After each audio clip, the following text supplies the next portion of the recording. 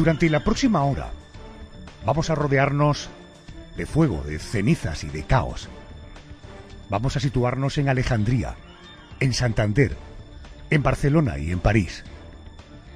Vamos a conocer cómo se produjeron 4 de los grandes incendios que nos ha dejado la historia, y cómo fue y cómo ha sido la reconstrucción, si es que la hubo. Comenzamos en París, donde hace 5 meses vivíamos en directo una verdadera tragedia. Ante la atenta mirada de millones de espectadores de todo el mundo, se quemaba la Catedral de Notre Dame. La tragedia comenzó a las 6:50 de la tarde del 15 de abril de 2019. Mientras se estaba llevando a cabo la misa en la Catedral de Notre Dame, en París, los vigilantes de seguridad escucharon la alarma de incendio procediendo a evacuar el edificio. 20 minutos después, la alarma volvía a sonar, siendo ya visible el fuego en su cubierta. Millones de personas en todo el planeta se estremecieron ante la retransmisión en directo de las llamas devorando un edificio con casi 900 años de historia y repleto de obras de arte y de reliquias del cristianismo. La corresponsal de COPE en París, Asunción Serena, ofrecía en directo la última hora. Las imágenes son impresionantes, se ve una intensa nube de humo que sale de la flecha de la catedral, que se levanta en la parte de atrás. El incendio ha comenzado a las 7 de la tarde. No se conocen de momento las razones de forma oficial, pero los bomberos indican que podría estar relacionado con los trabajos de renovación del edificio que comenzaron hace unos días con el desmonte de las 12 estatuas de los apóstoles y los 4 evangelistas. Como decía, imágenes impresionantes de una gran nube de humo y llamas que se levantan sobre esa flecha de la catedral. Aún no había transcurrido una hora desde el inicio del incendio cuando la popular aguja de la catedral se derrumbó, al igual que parte de la techumbre. Después de 9 horas de trabajo incansable, los bomberos conseguían controlar el fuego. La Catedral de Notre Dame, rodeada por las aguas del río Sena, es uno de los iconos de la capital francesa. Su edificación se inició en 1163, finalizando las obras casi 2 siglos más tarde. En el siglo XVIII, tras la Revolución Francesa, el templo sufrió el robo de algunos de sus bienes y la profanación de una parte de sus imágenes religiosas. Fue gracias a la novela Nuestra Señora de París, que vio la luz en 1831 de la mano del escritor Víctor Hugo, cuando la Catedral de Notre Dame recuperó el interés popular, iniciándose un proyecto de restauración que se prolongó durante 15 años. Desde entonces, todos los visitantes sueñan con encontrarse con la gitana Esmeralda o con el jorobado sordo Quasimodo. Hemos oído en este resumen que nos han ofrecido Carmen Cerván y Mónica García la intervención de nuestra corresponsal, intervención que nuestra corresponsal en París realizó en COPE pocos minutos después de comenzar el incendio. Esta noche nadie mejor que ella para conocer en profundidad los detalles. Querida Asunción Serena, muy buenas noches. Hola, muy buenas noches, Adolfo. Gracias por trasnochar esta noche conmigo. Según todos los indicios, el incendio de la Catedral de Notre Dame está relacionado con unas obras de mantenimiento y de restauración. ¿En qué tipo de remodelación, de trabajos, se estaba en ese momento haciendo en la catedral? Pues mira, la catedral es que estaba en muy mal estado. La última restauración remontaba a los años 90, que entonces se restauró la fachada occidental del edificio, que es, digamos, la principal, ¿no?, donde se encuentran las 2 torres. Y los problemas que tenía ahora, los principales, estaban en la flecha de Viollet-le-Duc y se habían repertoriado hasta 160 daños, o sea, alteraciones, ¿no?, sobre todo de fisuras en lo que es las soldaduras de la capa de plomo que la cubría. Y el gran problema que tenían era el dinero para hacer esas obras, y que le costó muchísimo al rector de la catedral encontrar ese dinero. Hizo un montón de gestiones, estuvo viajando por el mundo entero. Al final logró reunir 11 millones de euros, la mayoría de Estados Unidos, que dices es un edificio del Estado, pero tuvo que buscar el dinero en otros sitios, y entonces ya habían conseguido pues iniciar esas obras de restauración tan esperadas.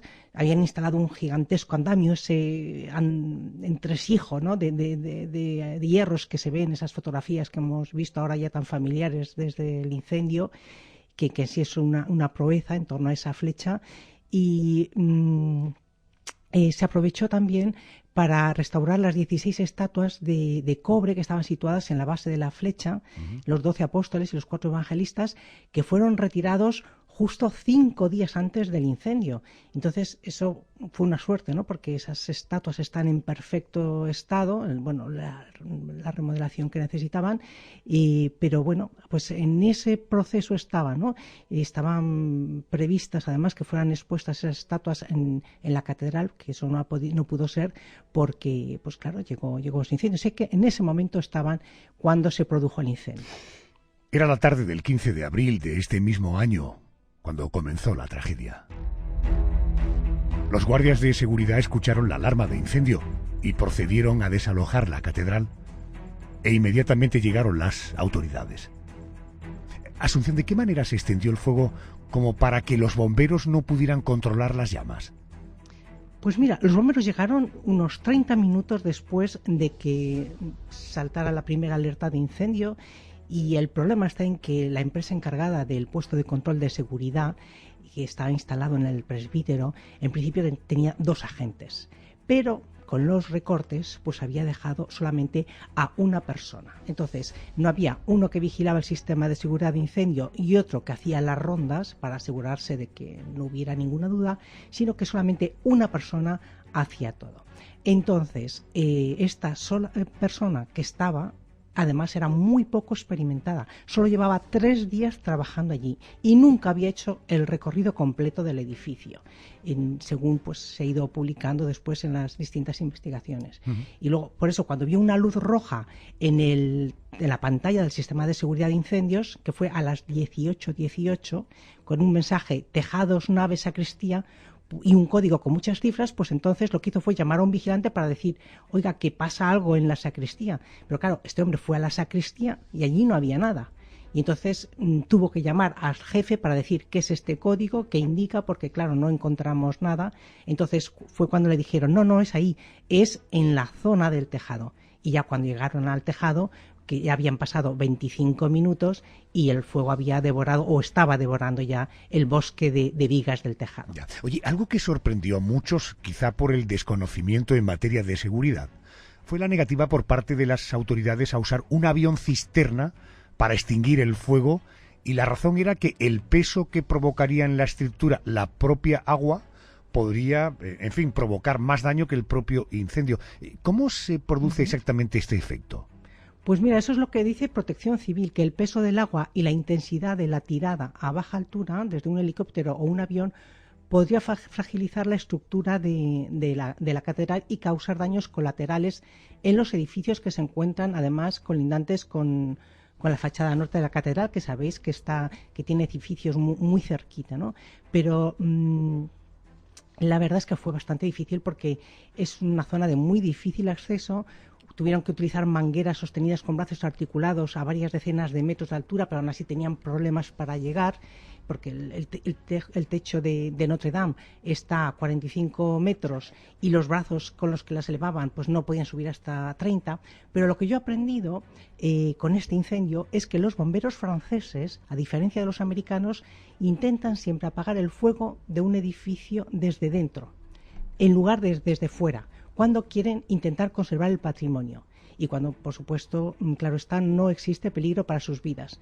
Es más peligroso para los bomberos, pero dicen que es más eficaz porque si se concentran los esfuerzos en el exterior, entonces existe el riesgo de empujar las llamas y los gases calientes, que pueden alcanzar hasta los 800 grados de temperatura, eso hacia el interior. Entonces aumentan los daños. Correcto. Estoy hablando con la corresponsal de COPE en París, hablamos del incendio de Notre Dame. Bueno, después de 9 horas de trabajo frenético, en la madrugada del 16 de abril se logró extinguir el incendio. El balance, ¿cuáles fueron los daños reales una vez analizado el edificio? Pues mira, el balance definitivo todavía no existe, porque el riesgo de que la bóveda se desplome pues sigue siendo real.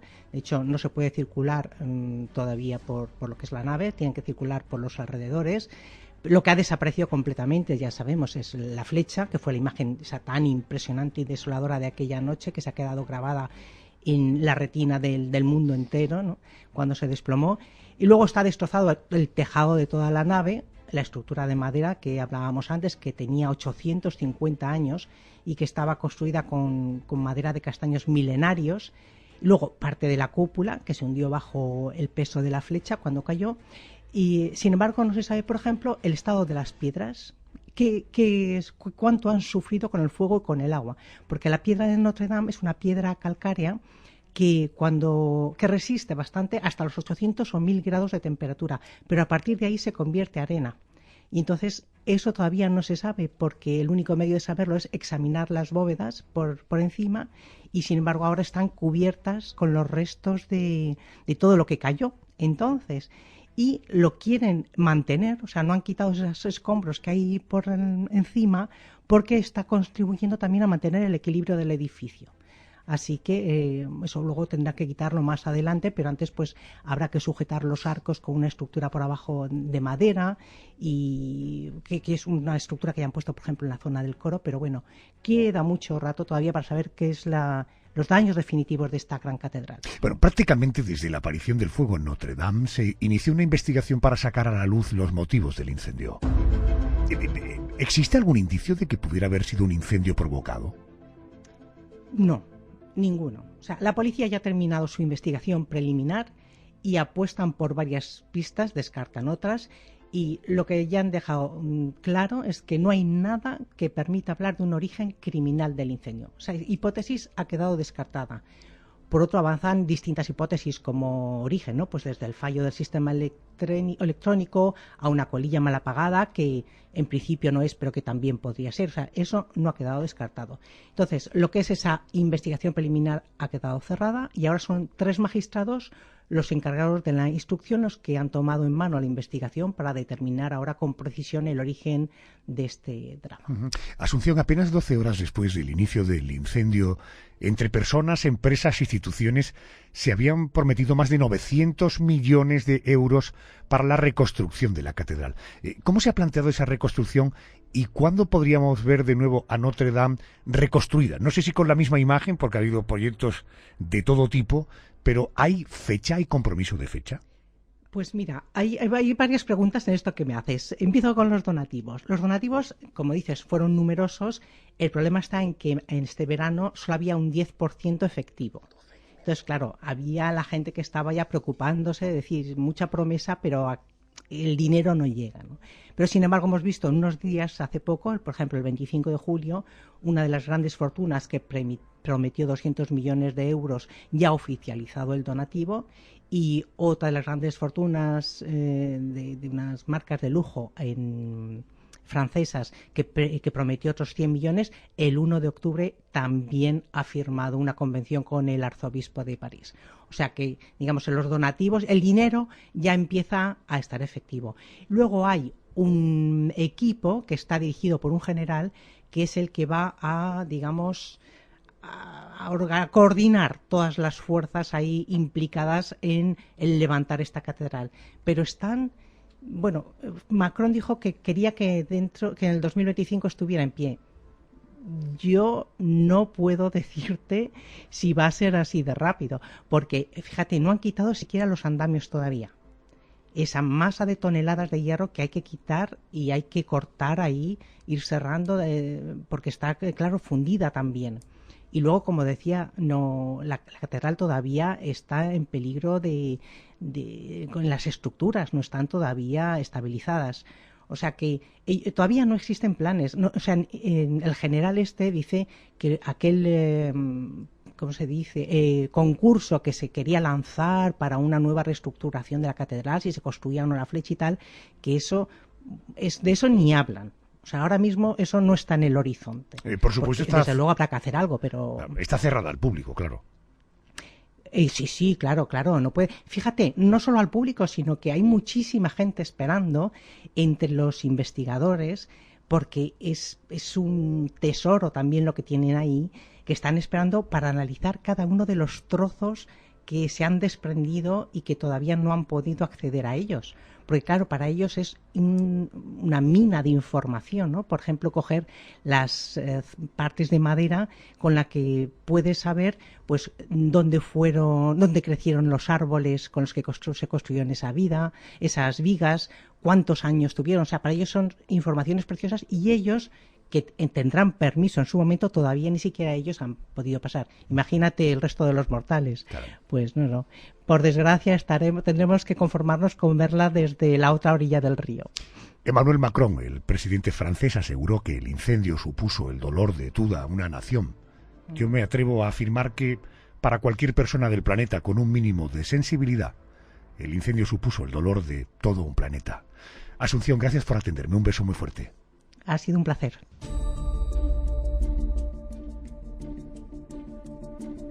Nos situamos ahora en el Gran Teatro del Liceo de Barcelona. Eran las 10:30 de la mañana del 31 de enero de 1994. Dos operarios trabajaban en la reparación del telón de acero, que en caso de incendio tenía que impedir que el fuego pasara del escenario a la sala. De repente, las chispas de un soplete prendieron en los pliegues del cortinaje de la parte más alta. Algunos trozos encendidos cayeron al suelo, y aunque los operarios trataron de apagarlo e incluso se bajó el telón de acero, ya era demasiado tarde. Hacia la 1 de la tarde ya estaba todo quemando, pero a base de bien, con unas flamaradas que salían que era demasiado. Había que ver las llamas cómo salían para darte cuenta de lo que estaba pasando. Y las ves y no puedes hacer nada. Es un vacío grande, pena. Es penoso, pierde una cosa, Barcelona pierde algo. El Liceo de Barcelona se perdió casi en su totalidad. Pasto de las llamas. El germen del Liceo de Barcelona se remonta a 1837, cuando un grupo de militares aficionados a la ópera crea la Sociedad Dramática de Aficionados. Su objetivo era celebrar en un pequeño teatro conciertos, funciones dramáticas y bailes, con los que recaudar fondos, entre otras cosas, para pagar la renovación de los viejos uniformes. En lugar de un pequeño teatro, terminaron construyendo una sala con 600 localidades que pronto haría competencia al Teatro de la Cruz, que era el Teatro Oficial de Barcelona. Un año después, la milicia fue disuelta tras apaciguarse el país y para evitar la desaparición de la sala, se crea el Liceo Filodramático de Montesión. La finalidad de la nueva entidad era, por una parte, promover la enseñanza musical y, por otra, la organización de representaciones escénicas de ópera por parte de los alumnos. El edificio pronto se quedó pequeño y, tras comprar el edificio del convento de los Trinitarios, situado en el centro de la Rambla de Barcelona, se iniciaron los trabajos del primer inmueble del Gran Teatro del Liceo. Se convirtió en el teatro de mayor aforo de Europa y lo fue durante más de un siglo, pero sufrió un incendio que lo destruyó casi en su totalidad. Un año después, volvía a subir el telón y 133 años más tarde volvía a ser pasto de las llamas. El gran incendio de 1994, que esta noche recordamos, era el segundo que sufría la institución.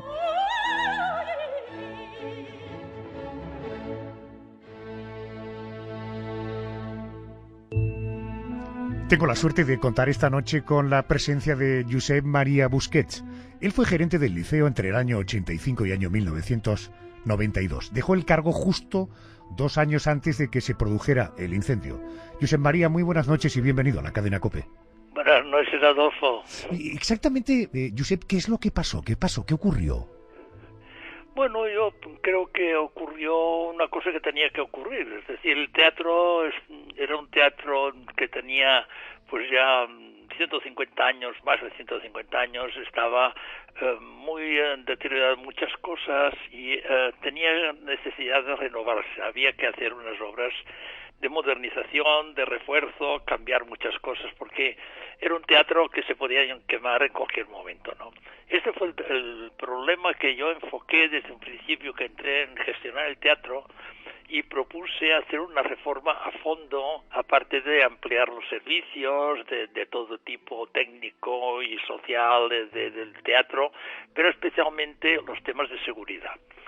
Esto representaba pues una operación bastante compleja y que realmente se hicieron unos planos con un arquitecto muy especializado en este tema que logró realmente plantear un nuevo teatro dentro del propio teatro que teníamos, es decir, sin tener que derruir o destrozar nada de lo que tenía el teatro, podía ampliarse y podía asegurarse y garantizarse para un futuro que no se quemara. Bueno, todo se puede quemar, ¿eh? Bueno, tampoco esto es ninguna garantía absoluta, porque grandes teatros muy importantes del mundo también se han quemado.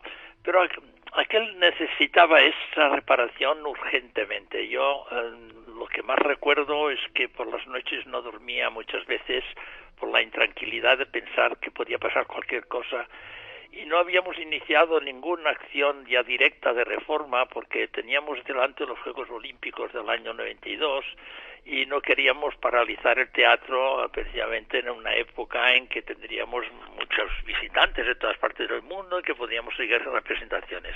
Pero yo puse una fecha, y es que al acabar los Juegos Olímpicos aquel año del 92, pues que en el 93 se iniciaran las obras de reforma a fondo para garantizar la seguridad, ampliar los servicios, reducir los costos, porque claro, un teatro tan antiguo tenía unos costos muy elevados porque todo se movía a mano. Era realmente una obra de arte histórica, fantástica, increíble, digna de verse, y lo que me sabe mal es que las nuevas generaciones no lo puedan conocer. Señor Busquets, permítame una pregunta donde voy buscando probablemente una paradoja en la respuesta. Dígame. ¿Es posible que el dinero que hubiera hecho falta para poner al teatro, en fin, más blindado frente a la posibilidad de un incendio, fuera el dinero que luego hubo que utilizar para volverlo a renacer, a rehacer? Bueno, lo que costó fue 5 veces más. ¡Qué barbaridad! Sí, pero estas cosas ya se sabe. Cuando se quema todo, se quemó mucha parte, solo quedó los alrededores, pero y lo del club que hay del Círculo del Liceo se salvó, pero el Salón de los Espejos se salvó, pero lo que es la sala, lo que es el centro y todo el escenario y todos los servicios anexos, todo se quemó. Desapareció, ¿no? Desapareció. Oiga, el liceo pertenecía, tengo entendido, corríjame por favor si me equivoco, a una sociedad de propietarios, bueno, que no podía mantener el teatro y que había pedido ayuda a la administración pública que no llegaba. No quiero hablar de política, estamos hablando dos administrados, ¿no? ¿Pudo influir esa situación económica del teatro en que sucediera este suceso? Bueno, yo creo que a veces en estas situaciones en que intervienen distintos criterios de gestión, por parte de los que gestionábamos el teatro lo teníamos muy claro, es decir, no teníamos ninguna duda que aquel teatro no podía subsistir de la forma que estaba, lo podíamos aguantar hasta un momento determinado, pero el riesgo era inmenso, ¿no? Los propietarios estaban, digamos, en una situación muy difícil porque habían tenido que cambiar el procedimiento de gestión, que antes tenían un sistema de administración distinto, habían pedido ayuda a las instituciones públicas y todas las instituciones públicas del país formaron un consorcio donde estaba el Ministerio, estaba la Generalitat, estaba el Ayuntamiento y estaba la Diputación, y crearon una comisión de gestión que es con la que yo dirigía el teatro y que ellos proveían los recursos y lo que quisieran, ¿no? Sí, claro, pero para la gestión diaria del teatro, no para abordar mejoras imprescindibles, ¿no? No, y entonces cada vez que hacíamos una gestión de protección desde algunos aspectos, porque algunas cosas ya habíamos avanzado, habíamos hecho algunas reparaciones muy elementales pero necesarias. Por ejemplo, le digo dos ejemplos muy claros, ¿no? Uno es debajo de la platea del teatro había una caldera con carbón que alimentaba la calefacción de la casa. Esto era ya de entrada una barbaridad de una época que no había otro sistema de calefacción que una caldera de carbón, pero esto era un riesgo tremendo, ¿no? Esto ya se había resuelto, se habían puesto quemadores de gas en los tejados, bueno, arriba en las terrazas, y se había resuelto. Y otra es la alimentación eléctrica, porque tenía unos sistemas en la época que todo era con velas y con quinqués y cosas de este estilo que perjudicaban mucho el aire, el consumo de oxígeno de la sala. Pero era tan inteligente esta sala que tenía tubos que conectaban con el exterior detrás de cada quemador. Era una cosa increíble lo que habían hecho los ingenieros en el siglo XIX, que es cuando lo construyeron. Y todo esto ya era unas necesidades urgentísimas de que el teatro tuviese una modernización rápidamente, cambiara los mecanismos que había y que se asegurara sobre todo el riesgo de incendio, porque el riesgo de incendio prevalecía por todos los lados, porque es que no había otra solución, porque incluso había otro riesgo latente que a mí me preocupaba mucho, es que el techo de la sala no tenía garantías de sostenimiento, que no fuera a caer a trocitos.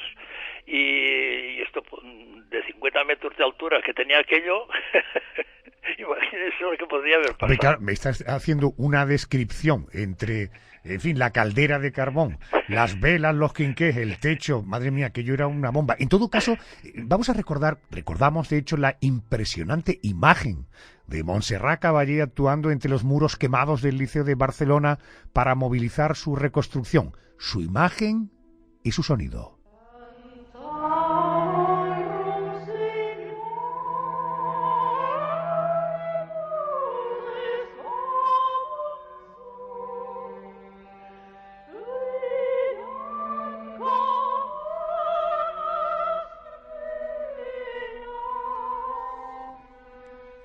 Me atiende al teléfono Josep María Busquets, gerente del Liceo de Barcelona entre el 85 y el 92. Oiga, las obras de reconstrucción no estuvieron exentas de polémica. Además, el presupuesto inicial era de 9.000 millones de pesetas de la época y se disparó hasta los 22.000 millones de pesetas. ¿Esto por qué ocurrió? Bueno, porque una obra de estas, cuando se inicia en unas condiciones como la que se tuvo que iniciar, no tiene límites. Es decir, no se puede evaluar con precisión esto, y no lo hicieron, porque es que lo que eran los proyectos de reforma, que fueron los que se utilizaron para hacer la reconstrucción, porque si no se hubiese podido reconstruir, como se reconstruyó exactamente la sala y la forma de ser el teatro, pero los costos no tenían ninguna relación con lo que hubiese costado hacer la reforma con el teatro, digamos, en marcha, ¿no? Entiendo. El teatro tenía una cosa que me gustaría resaltar y que creo que es muy importante tenerla en cuenta. Este teatro era un orgullo de la ciudad y de los ciudadanos de Cataluña, pero básicamente de Barcelona.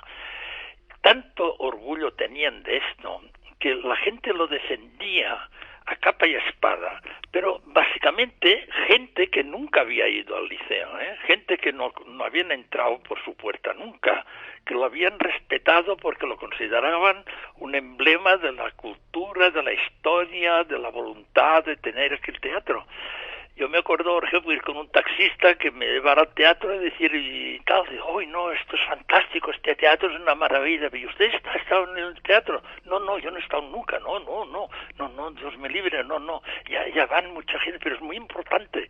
El concepto de responsabilidad de que era un teatro que realmente tenía un soporte popular y un soporte de toda la gente de una forma increíble, porque ya se construyó con esta mentalidad cuando se construyó en el siglo XIX, de que la gente aportó los recursos para construirlo y para volverlo a construir cuando se quemó en el año 61, y que siguieron adelante haciendo obras y haciendo reformas y representando óperas que les costaba lo que sea, pero había una sociedad de propietarios, pero además detrás de la sociedad de propietarios había una población que les daba soporte. Entiendo. Oiga, ¿usted tiene la impresión de que volvió a ser lo mismo o aquel terrible incendio terminó con el verdadero espíritu del liceo? Bueno, estaba hablando con alguien que esto lo lleva pegado en el alma, ¿no? Vamos a ver, yo siempre cuento una cosa, digo, no, si se quemara la capilla Sixtina, la volvieran a pintar, no sería la Capilla Sixtina. Es decir, el liceo, yo voy al liceo, me encanta, disfruto mucho, tiene unas condiciones mucho mejores que no tenía, pero mi espíritu sufre un poco de que no tengo aquella sensación que tenía de estar en un monumento histórico, sino que era un monumento reconstruido. El actual Liceo de Barcelona se inauguró en el año 1999, con la presencia del rey Juan Carlos I. Proclamar hoy aquí mi orgullo, igual o mayor, por la forma en que esta tarea magnífica se ha hecho posible. La voluntad concorde, la determinación colectiva, el trabajo conjunto y la unión de todos son los mimbres que han permitido poner en pie y llevar a buen puerto este proyecto admirable. Actualmente es un teatro de titularidad pública, propiedad de la Generalidad de Cataluña, el Ayuntamiento de Barcelona, la Diputación Provincial y el Ministerio de Cultura. Josep María Busquets, gracias por atenderme a estas horas. Gracias, muy amable. Nos situamos en la España de la posguerra. En la España en blanco y negro y absolutamente empobrecida, que nos había dejado los casi 3 años de horrible guerra civil. El 15 de febrero de 1941, un incendio arrasó, literalmente, la ciudad de Santander. Más de 10.000 personas se quedaron sin hogar. La ciudad y sus gentes debían empezar de cero. Cuando amaneció aquel sábado 15 de febrero de 1941, nada hacía presagiar que solo unas horas después, la ciudad de Santander quedaría transformada en ceniza. La única pista llegaba desde el mar, que rugía enfurecido envuelto en grandes olas. Conforme avanzaba el día, el viento iba aumentando, pero nada a lo que no estuvieran acostumbrados los santanderinos. Sin embargo, algo estaba pasando. El viento sur iba tomando cuerpo y terminó provocando la caída de varias torretas que suministraban luz en algunos puntos de la ciudad. Los bomberos se afanaban en sofocar los pequeños incendios que aquello había provocado. Era el inicio del caos, se abrían las puertas de lo que iba a ser el infierno. El viento llegó a superar los 180 kilómetros por hora y la mejor forma de superar aquella fría y oscura noche era resguardarse en casa mientras las sirenas de los bomberos se convertían en la banda sonora de Santander. Pero las cosas se complicaron. A las 10 de la noche, una chispa procedente de la chimenea de la vivienda que ocupaba el número 20 de calle Cádiz fue el origen del devastador incendio. Se perdieron casi 2.000 viviendas, decenas de comercios, los periódicos más importantes de Santander, las plazas y edificios públicos y hasta la catedral quedó deshecha en un montón de madera que desde su importante altura dispersaba miles de restos incandescentes. Para aquellos que nos puedan sintonizar desde el exterior, digamos que la calle de Cádiz ha dejado de existir, que la catedral ha ardido en pompa invadida por el tejado, originando una lluvia de maderas y restos incandescentes que a su vez propagan la terrible amenaza. El fuerte viento que soplaba aquella noche hizo el resto. Santander ardió durante 48 horas a pesar del esfuerzo de los 300 bomberos llegados desde 10 provincias distintas. Se vertieron sobre las llamas 22.000 litros de agua cada hora y a pesar de eso fueron necesarios otros 3 días para dar por terminadas las labores de extinción. Cuando el humo y las cenizas fueron dando paso a la claridad, los santanderinos vieron aterrados la magnitud del incendio. De los 100.000 habitantes de Santander, 10.000 fueron declarados damnificados, 7.000 perdieron su trabajo, 100 resultaron heridos y un bombero madrileño falleció mientras luchaba contra las llamas. Así recuerda los hechos una testigo que por aquel entonces era una niña. La noche esta del fuego fue un espectáculo dantesco. Llorando, rezando y viendo cómo las casas se quedaban en esqueleto y al hundirse unas fogatas espantosas. Las chispas que caían, que era como cuando nieva fuerte, así caían las chispas y todos los cables por el suelo, que te daban miedo pisarlos. Mis padres se quedaron en la calle sin nada, bueno, sin nada no, con 6 hijos a los que tenía que alimentar, pero gracias a Dios y al esfuerzo de todos, pues salimos adelante. Solo el daño a edificios se estimó en 85 millones de pesetas de la época. Santander y España tendrían que hacer un enorme esfuerzo a solo 2 años del final de la Guerra Civil y cuando estaba comenzando la Segunda Guerra Mundial. Me acompaña el periodista y escritor Juan Carlos Flores. Querido compañero, muy buenas noches. Muy buenas noches, Adolfo, ¿cómo estás? Si alguien quiere conocer la memoria, quiere conocer Santander, cualquiera de los libros que firma Juan Carlos Flores puede ser una buena herramienta. 15 de febrero del año 1941. ¿Se sabe qué fenómeno meteorológico sufrió la ciudad? Pues ahora lo llamaríamos seguramente la ciclogénesis, la que estamos ya más acostumbrados, pero aquella noche fue el sur, fue ese viento sur que azota regularmente Santander, pero que aquella noche aquel 20 de febrero fue especialmente fuerte. De 180 kilómetros, pero dicen los expertos que seguramente llegaron a los 200 kilómetros a la hora. Una bestialidad que acabó pues con toda la parte antigua de Santander. Como ha dicho esta señora, que en su infancia fue testigo, fue la noche del fuego. Lo que en Santander, cuando hablamos del incendio, se habla de el fuego. Con eso lo dice todo. Cómo ese fuego pudo destruir la ciudad, 37 calles, 7.000 personas sin trabajo. Todo lo principal del Santander antiguo y medieval quedó destruido en horas. El fuego se inició el 15 de febrero y fue sofocado el 17. O sea, 2 días ardiendo toda la parte antigua de Santander. Un desastre. 120.000 metros cuadrados del centro de Santander. ¿Dónde estuvo el origen? Hemos oído en una casa, pero ¿por qué los bomberos no actuaron o no pudieron actuar sobre él? Bueno, los bomberos actuaron como pudieron con los medios que tenían. Actuaron tanto los bomberos municipales de Santander como los voluntarios y acudieron bomberos de media España. Pero fue tal la fuerza destructora que hasta tuvo que intervenir el ejército para volar varias calles y cortar el fuego, hacer un cortafuegos para que no siguiera el fuego desde la parte más antigua, desde la parte medieval, hacia el ensanche de Santander y el Paseo de Pereda. Llegaron bomberos desde Valladolid, desde Bilbao, San Sebastián, Palencia, Burgos, Gijón, Avilés, desde Torrelavega. 200 bomberos y solo uno murió en el incendio.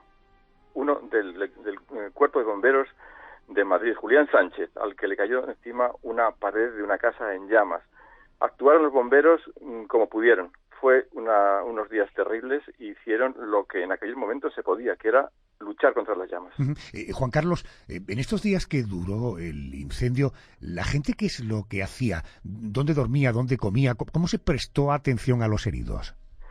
Bueno, la confusión fue total, como los oyentes se pueden imaginar. No había comunicación con el exterior, ya que quedaron destruidas las líneas telegráficas y el teléfono, y la ayuda se pidió a través de motoristas y por los medios por la radio de los barcos. La gente hizo lo que pudo. Fueron alojados en el Casino del Sardinero, en el Hotel Real, en el Palacio Real de la Magdalena, en los hoteles, en iglesias, en colegios. Comían durante esos días de la caridad pública en comedores improvisados y en las casas de las familias donde se alojaban. La penuria que trajo el incendio dicen que fue mucho peor que lo que había traído la guerra civil recién acabada. Y los comercios, se destruyeron 500 comercios que fueron instalados en barracones en medio de la ciudad destruida, y que duraron durante varios años. 7.000 personas estaban sin trabajo. Imagínense los oyentes qué fue aquello durante años. Así que llegó ayuda desde toda España. 20.000 kilos de patatas, 2.000 mantas, 500 jerseys, 500 docenas de huevos, 300 kilos de harina enviados por la Cruz Roja de Estados Unidos, 10.000 kilos de garbanzos, decenas de miles de kilos de todo. En los primeros días España entera se volcó con Santander y lo siguió haciendo durante meses y durante años, recaudando dinero para que pudiera reconstruirse aquella ciudad destruida. Hasta llegó dinero de los inmigrantes de América. Claro, fue un suceso impresionante, casi recién acabada la guerra, y todo el mundo se volcó en que Santander pudiera reconstruirse. Conviene no perder de vista este dato que nos da Juan Carlos, en el contexto en el que además se produce en un país absolutamente empobrecido por una, en fin, horrorosa guerra civil, ¿no? Con motivo de la reconstrucción de Santander, el urbanismo y la distribución de la ciudad fue distinta e incluso se dice que cambió desde un punto de vista social. ¿En qué cambió la ciudad? Quiero decir, ¿cómo era la Santander del 41, la anterior al gran incendio?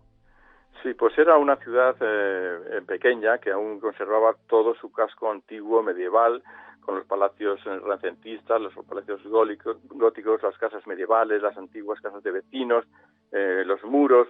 Aquella ciudad quedó asolada, y una ciudad que tenía poco más de 102.000 habitantes, pero se perdió todo, las iglesias, la catedral tuvo que ser prácticamente reconstruida entera, los principales centros de negocios, los casinos, o sea, todo lo importante de Santander antiguo, del centro de Santander, alrededor del ayuntamiento, quedó destruido.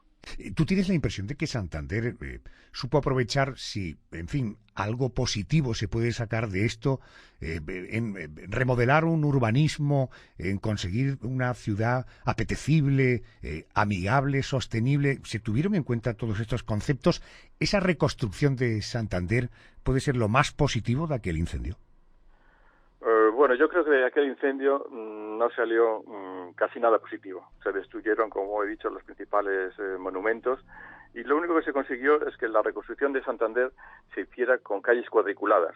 Al desaparecer todo el casco urbano antiguo, los gobernantes de la época vieron la oportunidad de hacer una ciudad moderna. Pero eso conllevó también cosas muy malas. Mientras la Puebla Vieja desaparecía, las clases populares fueron desplazadas del centro hacia el extrarradio de la ciudad en algunas ocasiones y hacia barrios más humildes. Y el centro quedó destinado en los nuevos edificios altos, de 7 alturas, modernos, de estilo herreriano en muchos de los casos, hacia las nuevas clases sociales emergentes, más poderosas, y dedicado al comercio. Y del centro desaparecieron en muchas ocasiones todos aquellos pequeños artesanos, todas aquellas familias humildes que lo habían ocupado durante décadas. En la memoria colectiva de la ciudad, entre la gente más joven de Santander, ¿queda el recuerdo? ¿Se tiene conciencia de lo que vivió Santander en aquel febrero del año 41? Yo pienso que no. Los jóvenes, aquellos sucesos, como otros muchos de España y del mundo, les quedan muy lejos o ni siquiera se estudian en el colegio. Para los veteranos, para los de 80 y 90 años, para ellos que fueron niños en aquel incendio y lo recuerdan con toda claridad, el miedo que pasaron, la angustia que pasaron, su casa destruida, los recuerdos de sus padres, cómo lucharon sus padres para sacarles adelante. Todo aquello está muy vivo y cada vez que hablas con ellos aportan siempre algún punto interesante de cómo era aquel Santander que vivieron, aquellas calles destruidas, o sea, los principales calles de entonces, los principales negocios, las tiendas, las joyerías, todo ardió. Esa gente veterana, en ellos, en su memoria sí está, en los jóvenes yo pienso que no. Con motivo del 75 aniversario del incendio que arrasó Santander, en el año 2016 se puso en marcha una serie de actividades, entre ellas una ruta por la ciudad, para homenajear a todos aquellos que sufrieron la devastadora fuerza de las llamas y tuvieron el coraje de resurgir de aquellas cenizas. Esta noche, cuando pronto se cumplirán los 78 años de esta efeméride, hemos querido tener nuestro particular recuerdo para los santanderinos y la majestuosa ciudad de Santander. Juan Carlos, gracias por ayudarme, gracias y buenas noches. Buenas noches, un saludo muy fuerte.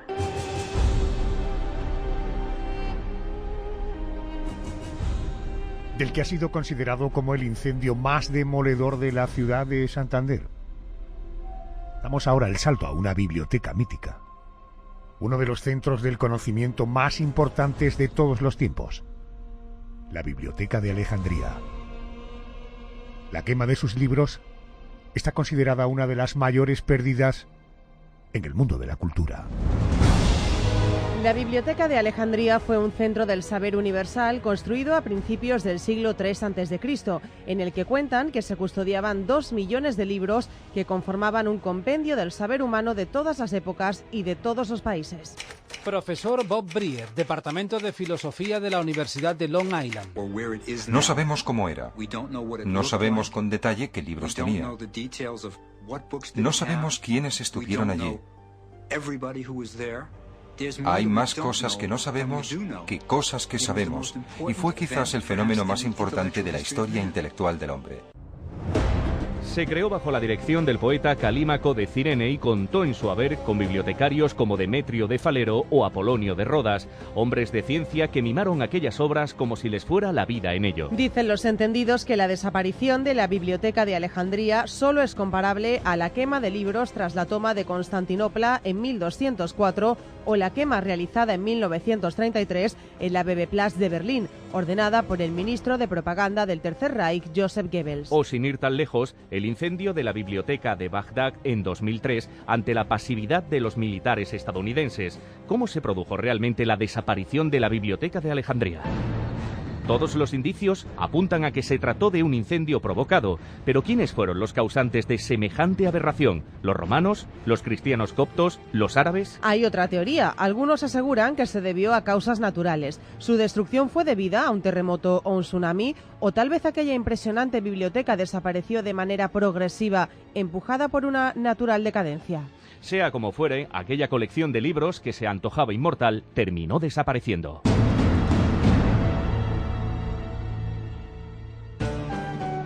Para conocer los detalles sobre la destrucción de la Biblioteca de Alejandría, tengo la suerte de contar con la presidenta de la Asociación Española de Egiptología, es autora del libro Cleopatra, de RBA. Señora, muy buenas noches, Rosa. Muy buenas noches. Y en primer lugar, para situar a los oyentes, me gustaría aclarar dos cosas en formato breve. Si hoy tuviéramos que situar la antigua biblioteca de Alejandría, ¿dónde pondríamos la Chincheta? ¿En qué mapa? ¿En qué país? ¿En qué lugar? Bueno, por supuesto lo pondríamos en Egipto. Habría que poner esta Chincheta en la costa norte, al borde del Mediterráneo, en la ciudad de Alejandría. Alejandría en la actualidad es la segunda ciudad más importante de Egipto, con una población de casi 5 millones de personas, o sea, estamos hablando de una ciudad muy importante. En época grecorromana llegó a tener pues 500.000 de almas albergadas allí, más que la propia Roma, y era una de las ciudades más importantes del mundo antiguo. ¿Y por qué fue tan importante esta biblioteca? El propio nombre de la biblioteca ya nos resulta evocador y nos predispone a darle la importancia que realmente tuvo, porque en el mundo antiguo ya se decía que todo el saber del mundo estaba en la biblioteca de Alejandría.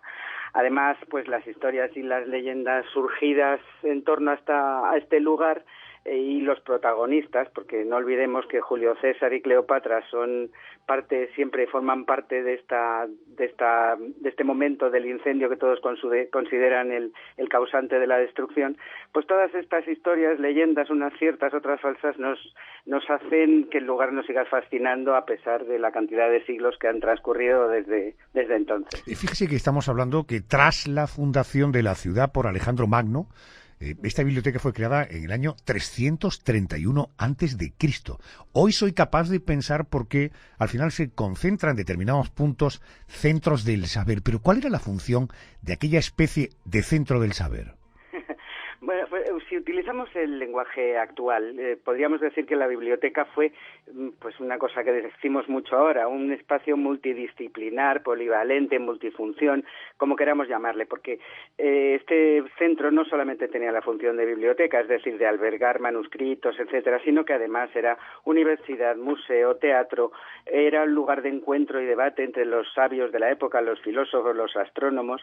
No podemos olvidar que en Alejandría había hasta 15.000 estudiantes y que estudiando en ese centro, y que además pues allí enseñaron o aprendieron pues personas como Arquímedes, Eratóstenes, Euclides, en fin, eso entre otros, porque allí se albergó el saber de todo el mundo antiguo. Oiga, ¿y pudo albergar y custodiarse entre las paredes de esta biblioteca 2 millones de libros? A mí lo de los 2 millones me parece un poquito exagerado, porque, sabemos, lo de los 2 millones me parece exagerado en cualquier caso. Sabemos con certeza que en época de Julio César, cuando se produjo el incendio, albergaba unos 700 volúmenes, que no podemos llamarles libros, porque entonces no había libros, había rollos, había manuscritos, papiros, pergaminos. Albergaba unos 700.000 obras, que aumentaron hasta 900.000 en época de Marco Antonio. Yo creo que a partir de ahí lo único que hizo fue decrecer. Esa es mi opinión. Rosa, ¿cómo se supone que fue destruida esta biblioteca, siendo pasto de las llamas? Pero, ¿alguien ordenó quemarla? Vamos a ver, el primer incendio, el del año 48 de Julio César tomó parte por Cleopatra en la guerra que Cleopatra mantuvo contra sus hermanos. Entonces él, para evitar que las tropas de los hermanos de Arsino y su hermano Ptolomeo XIII llegaran al puerto, pues él lo que hizo fue quemar las propias naves romanas y egipcias para evitarles que pudieran acercarse al puerto, con tal mala fortuna que estas llamas al parecer se propagaron por la biblioteca, que estaba al borde del mar, y la dañaron en parte, pero la dañaron en parte, o sea, no hubo una destrucción total, fue bastante dañada pero no destruida. Luego después hubo otros desastres, unos intencionados, otros menos intencionados. La destrucción no fue algo puntual ni sistemático, sino que fue una serie de acontecimientos pues históricos, bélicos, religiosos o incluso desastres naturales que poco a poco fueron acabando con ella. Pero sí que podemos decir que fue el emperador Diocleciano quien ordenó quemar las obras relacionadas con la alquimia, la astronomía y las ciencias herméticas para frenar el paganismo. Y Teodosio y el cristianismo también contribuyeron en parte, y la puntilla final fue obra de los musulmanes hacia el siglo VII. Un edificio que además estaba en un lugar, desde el punto de vista de las catástrofes naturales, tuvo que soportar tsunamis, terremotos. Oiga, si pudiéramos ahora fantasear, ¿qué hubiera supuesto que el contenido de la Biblioteca de Alejandría estuviera hoy a nuestro alcance? Pues se dice que si la Biblioteca de Alejandría no hubiera desaparecido, no se habría producido ese parón, ese retroceso cultural y ese oscurantismo que tuvo lugar en la Edad Media, porque toda esa fuente de información sobre medicina, filosofía, matemáticas, astronomía, todo eso hubiera ayudado a que la humanidad siguiera avanzando en lugar de producirse esa especie de frenazo que fue la Edad Media. Fijaros la importancia de este edificio en el año 2002, casi 1400 años después de que la antigua se convirtiera en un mito, se inauguraba la nueva Biblioteca de Alejandría. Bueno, nacía con el objetivo de ser foro de diálogo entre civilizaciones. El día de su inauguración, al acto de inauguración, acudieron representantes de 30 de los 58 países que, coordinados por la UNESCO, contribuyeron a hacer realidad el proyecto. Por nuestro país nos representó la reina doña Sofía.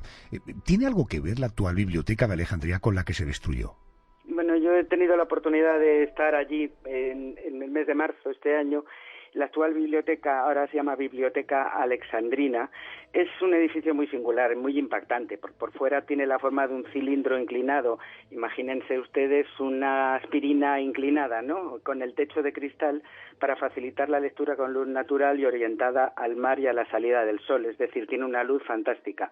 En la fachada más alta de esta especie de aspirina inclinada, toda esa fachada está cubierta por unos bajorrelieves reproduciendo los signos y las letras, las formas de escritura de la mayoría de las lenguas conocidas en el mundo.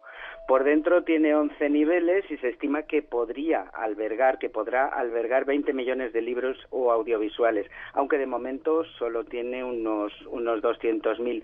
Yo diría que merece la pena visitar Alejandría solamente por ver este edificio tan singular, que no tiene mucho que ver, pero bueno, viene a suplir la pérdida de la antigua. Nos lo ha contado Rosa Puyol. Ella es presidenta de la Asociación Española de Egiptología y firma un libro muy interesante, muy recomendable, Cleopatra. Lo encuentras en la editorial RBA. Querida Rosa, gracias por atenderme a estas horas. Gracias. Muchas gracias, buenas noches.